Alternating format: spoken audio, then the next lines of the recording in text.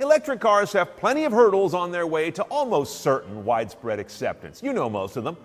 Charge time, range, places to charge, cost of the vehicle. But there's another one that a lot of people don't think so much about, but which the auto industry is thinking about a little bit more lately: weight. Here's why the heaviness of an electric car is not trivial.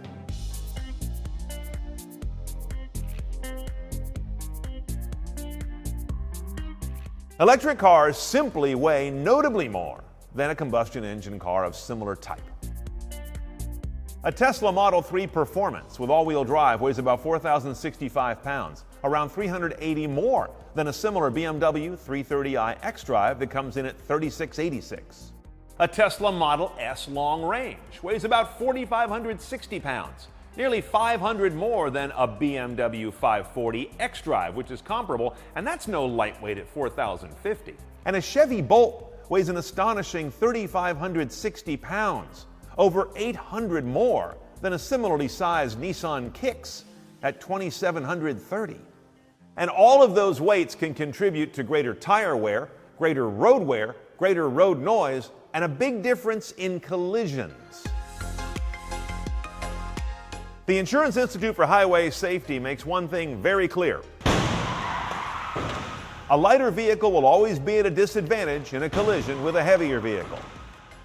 It's logical. The heavier car's got more oomph to keep moving the other car, and therefore the heavier car will decelerate less and less radically in a collision, where the light car basically gets pushed around.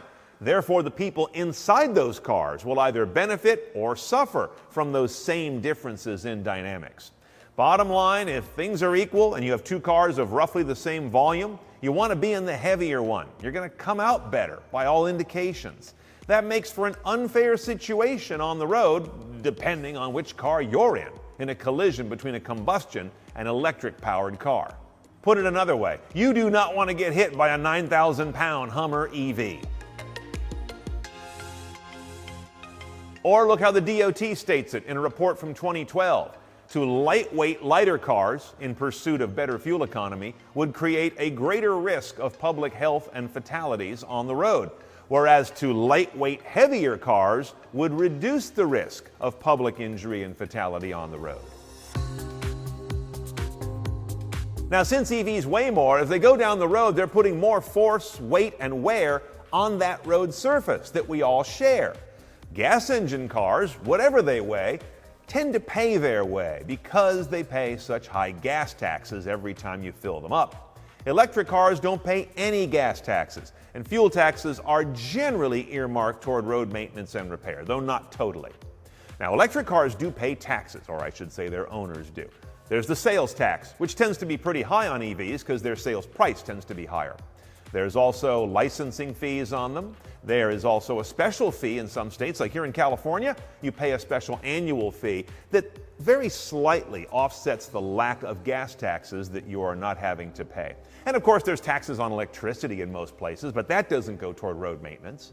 Bottom line is, EVs are still a small portion of the automotive populace. But as they become more common, we're going to have to deal with the fact that we're running heavier machines on the roadway and not necessarily getting them to pay their fair share of that wear.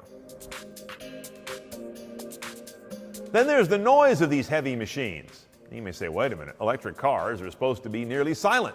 Their powertrains are.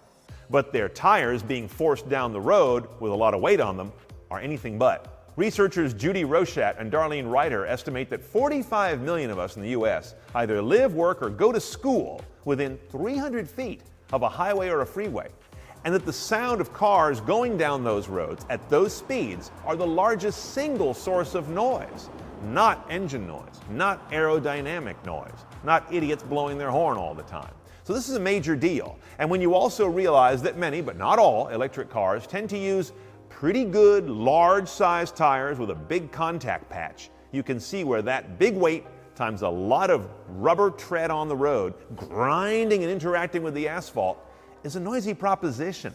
The idea that an electric future is a quiet future is oversold, at least when it comes to being adjacent to freeways. Finally, there's towing and payload. You may have heard about some of these coming electric pickup trucks, and they are all the rage, with incredible towing, payload, and performance numbers. All true.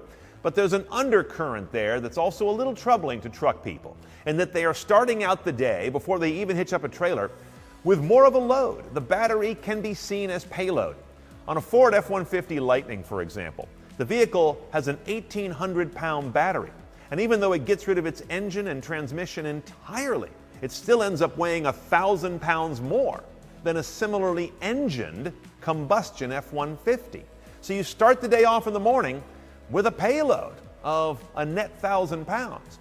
And that payload, that battery, unlike gasoline, is not a trivial weight. A full tank of gas weighs almost nothing compared to an electric battery. And as that battery depletes and becomes less and less valuable as you're on your drive, the weight doesn't change, unlike a gas tank that gets lighter as you do work and use up the fuel. So there's an interesting other angle here to the whole payload calculation and the ability to pull something like a trailer, which has lousy aerodynamics, with an electric vehicle whose weight is not going to make that proposition any better.